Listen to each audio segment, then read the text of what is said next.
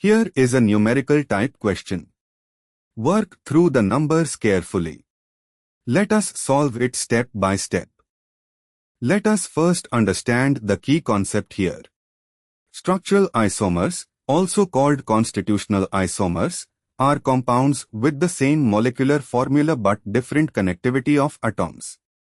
C6H14 is a saturated alkane, CnH2n plus 2, N is equal to 6, so we enumerate all possible carbon skeleton arrangements. Moving on to the next step. Identify the degree of unsaturation.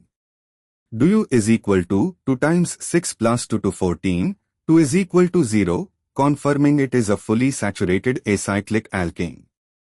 Moving on to the next step. Systematically enumerate all distinct carbon skeletons for hexane, 6 carbons. Isomer 1 N-hexane, straight chain of 6 carbons. CH3CH2CH2CH2CH2CH3. Isomer 2 methylpentane, 5 carbon main chain with a methyl branch at C2. CH3CH, CH3, CH2, CH2, CH3. Isomer 3 methylpentane, 5 carbon main chain with a methyl branch at C3. CH3, CH2, CH, CH3, CH2, CH3.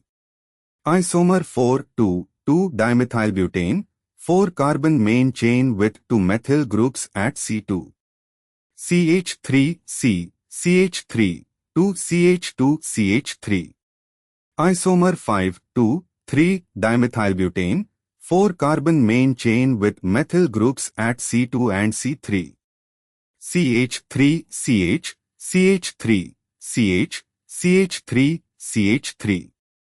And for the final step, check for any additional isomers. A 3-carbon main chain would require 3 methyl branches totaling 6 carbons, but 3 plus 3 equals 6 with 3 methyls on propane is neopentane-like. However, attaching 3 methyls to propane gives C3 plus 3C is equal to C6, which would be 2,2-dimethylpropane. But that is C5H12, not C6H14. No valid additional skeletons exist. N-hexane, 2-methylpentane, 3-methylpentane, 2,2-dimethylbutane, 2,3-dimethylbutane is equal to 5 total. Therefore, the correct answer is 5. Therefore, the correct answer is 5.